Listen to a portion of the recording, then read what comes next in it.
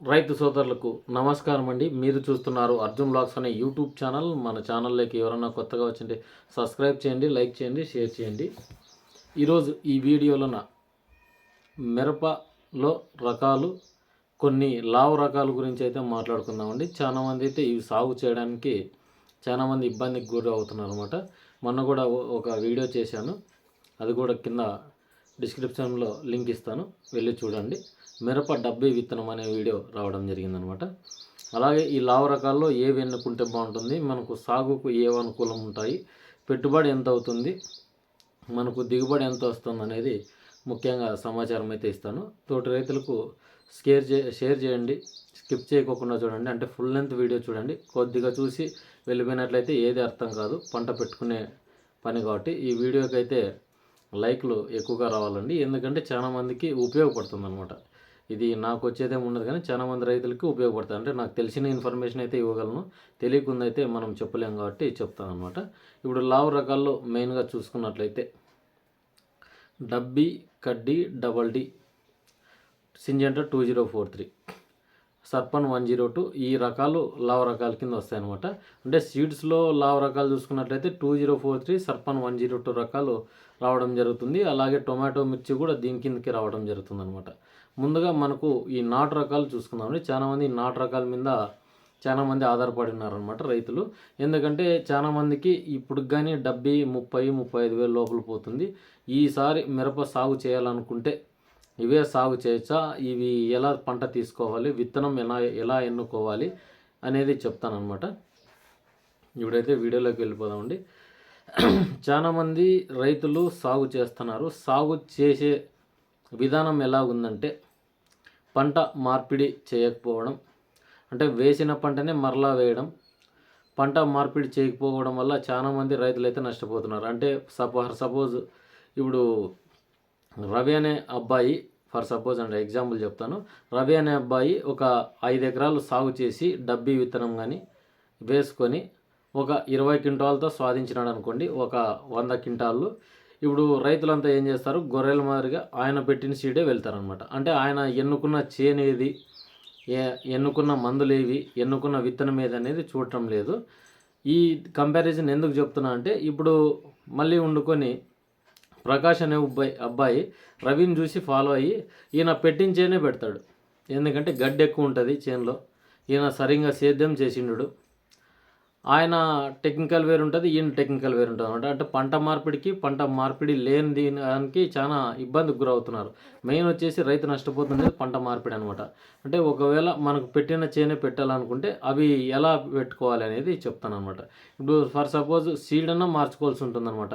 ఇప్పుడు డబ్బీ పెట్టింటాడు, మళ్ళీ సంవత్సరం కడ్డీనా లేదంటే 2043 ఇలా సీడ్ సూపర్ 10 ఇట్లా ఏదో ఒకటి చేంజ్ చేసుకోవాల్సి ఉంటుంది అనమాట. ఎందుకంటే పెట్టిందే పెట్టినట్లయితే దిగుబడి తక్కువ వస్తుంది, పెట్టుబడి ఎక్కువ అవుతుంది అనమాట. రాబడి మనకు రైతుకు డబ్బు మిగలాలి. మెయిన్ వచ్చేసి మనం పంట మార్పిడి చేస్తున్నాం అనేది కాదు, ఎంత పంట పండించినాం అనేది కాదు.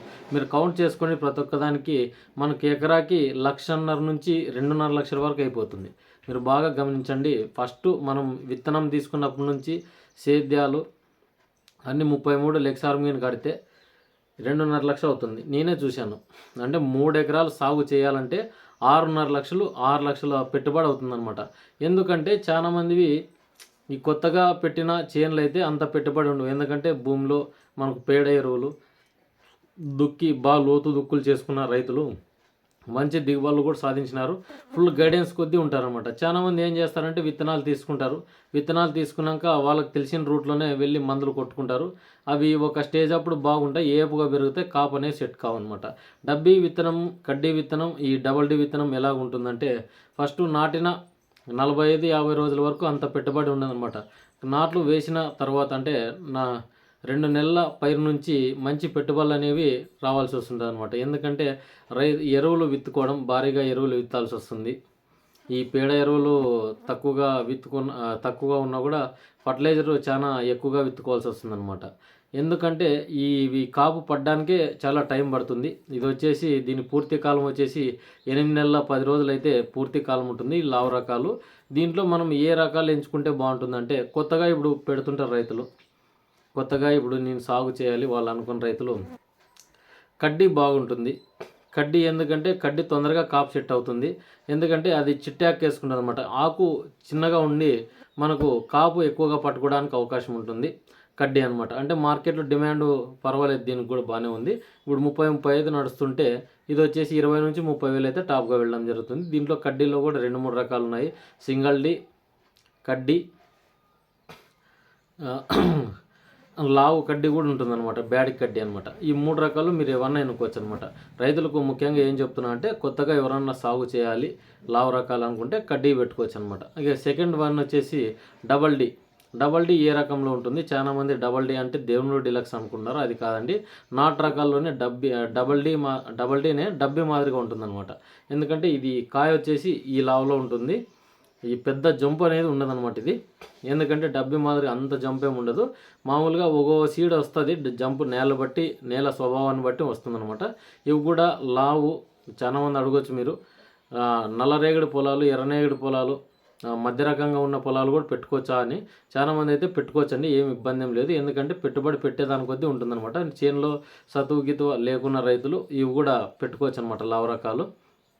ఎందుకంటే ఎరువులు ఎట్లా విత్తుతారు, ఎందుకంటే 10 నుంచి 20 మూటలు, అంటే 10 బస్తాల నుంచి 20 బస్తాల వరకు ఎరువులు అయితే ఇవ్వాల్సి వస్తుందన్నమాట. ఏ పంటకైనా నీటి వసతి కూడా ఎక్కువగానే ఉండాలి. దీనికి వచ్చే రోగాలు కూడా చెప్తాను. ఇప్పుడు ఈ కొత్తగా పెట్టుకోవాలనుకున్న రైతులైతే కడ్డీ నుంచి డబల్ డీకి వెళ్ళొచ్చు. డబల్ డీ కానీ విత్తనం బాగుంటుంది. డబల్ డీ తీసుకొని మనం విత్తుకున్నా కూడా కాపు అయితే సెట్ అవుతుంది. డబ్బీ కోస్త కాపు అనేది తక్కువ ఉంటుంది. ఎందుకంటే ఇది కొంచెం మేజర్ ప్రాబ్లం వచ్చేసి బూడిద తెగులు ఎక్కువగా ఉంటుంది డబ్బీకి అనమాట. డబ్బీకి డబల్ డీకి, కడ్డీకి తక్కువగానే ఉంటుంది.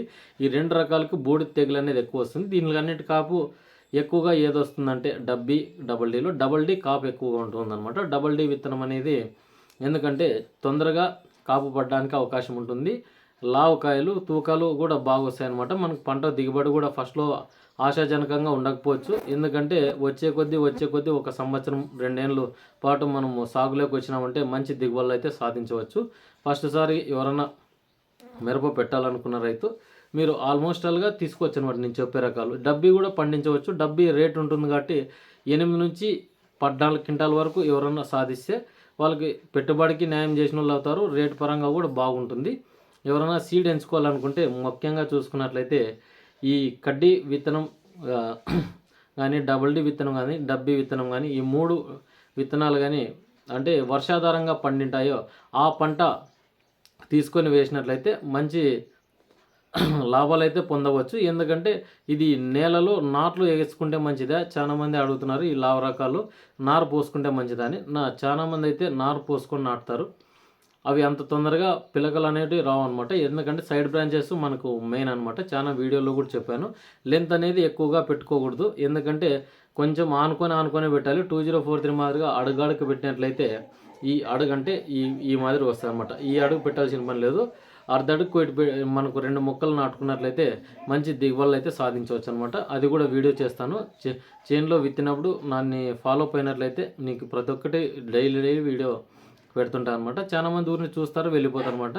పంట దిగుబడి కూడా బాగా రావడానికి కూడా మందులు కూడా చెప్తుంటాము. ఎవరు ఫాలో అవ్వటం లేదు. ఎందుకంటే చాలామందికి గైడెన్స్ తక్కువ ఉంటుంది అనమాట. అంటే అక్కడ దొరికే మందులు, అక్కడ దొరికే అవి ఏవైతే ఉంటాయో అవే తీసుకొని మందులు స్ప్రే చేస్తుంటారు. ఎక్కడైనా ఇప్పుడు క్యాష్ అండ్ క్యారీ లేనిది ఎక్కడా లేదు. మీరు ఎక్కడైనా తీసుకొని కొట్టండి, ఇబ్బంది ఏం లేదు.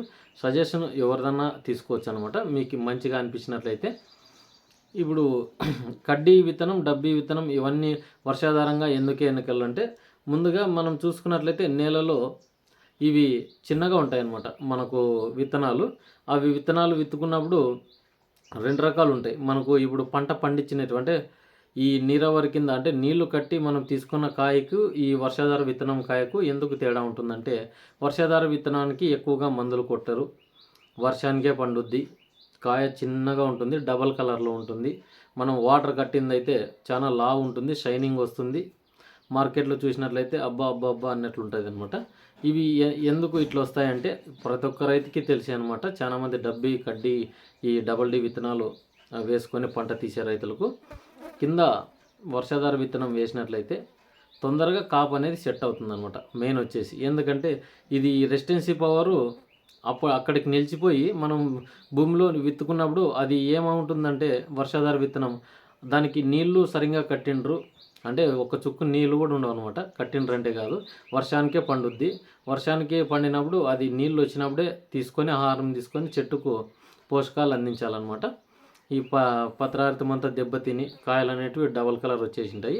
అవి తీసుకొని మన నేలలో వేసినట్లయితే అంటే వాటర్ కింద ఏదైనా తీసుకొని మనం ఇప్పుడు కట్టి పండించాలనుకున్న రైతులు ఇవి తీసుకున్నట్లయితే దీనికి ఫుల్గా అప్పటి వరకు ఏది తెలియకున్న విత్తనం మనం భూమిలోకి వేసి మనము నాట్లు అన్నీ వేసుకొని నీళ్లు కట్టుకునే కొద్దీ ఇది చాలా మెరుగవుతుంది అన్నమాట. కాయలు జంపు రావడం, షైనింగ్ రావడం ఇలాంటి ఏర్పడుతుందన్నమాట. ఎందుకంటే కాయలు బాగా లావు వచ్చి మార్కెట్లో డిమాండ్ ఉంటుందన్నమాట. డబ్బీకి ఎప్పుడైనా కానీ డిమాండ్ ఉంటుంది. డబ్బీ, డబల్ డి, కడ్డీకి మంచి ధరలు అయితే పలుకుతున్నాయి ఇప్పుడు ఇంత డౌన్లో. కానీ ఎందుకంటే అవి కాపు పడేది తక్కువ. మెయిన్ రీజన్ వచ్చేసి ఈ 3 రకాలు కాపులు తక్కువగా ఉంటాయి. కడ్డీ ఒకటి తప్పనిస్తే డబల్ డి, డబ్బీ. డబల్ డి అన్న కొంచెం పడితే డబ్బీ కొంత కాపు తక్కువగానే ఉంటుంది. ఎందుకంటే బూడిద తెగులు ఎక్కువగా ఉంటుంది. ఇది వచ్చేసి నాటిన 45 రోజుల నుంచి 50 రోజుల వరకు బాగానే ఉంటుంది. 50 రోజులు దాటిందంటే బూడిద మందులు వారానికి ఒకసారి స్ప్రే చేసినట్లయితే ఆకు రాలకుండా ఉండాలి. ఆకు రాలిపోయిందంటే కాపు తగ్గుద్ది. ఇది 2043 మాదిరిగా కాదు. చాలామంది 2043 పండించినారు, ఇదే ముందులేని పండించచ్చు అనమాట. చాలామంది రైతులు పెట్టి కూడా నష్టపోయినారు. మీరు అదొకటి గుర్తించాలి. ఫాలోఅప్ అండి. ఫాలోఅప్ అయినట్లయితే చాలా గైడెన్స్ అనేది ఉంటేనే మనం పంట తీసుకోగలం. ఏదన్నా కానీ ఇప్పుడు చదువుకున్న 10th అయిపోయిన తర్వాత మనము ఎక్కడైనా పోయి చదువుకోవచ్చులే అనుకుంటే చాలా ఇబ్బంది పడతాం అనమాట. ఎందుకంటే మేజర్ ప్రాబ్లం వచ్చేసి ఇదే అనమాట. ఎందుకంటే తెలియకుంది తెలుసుకోవాలా, తెలుసుకున్నది మనము ఇతరులకు తెలియపరచాలన్నమాట. అది నా కాన్సెప్ట్. మీకు బాగా అర్థమవుతుంది అనుకుంటాను.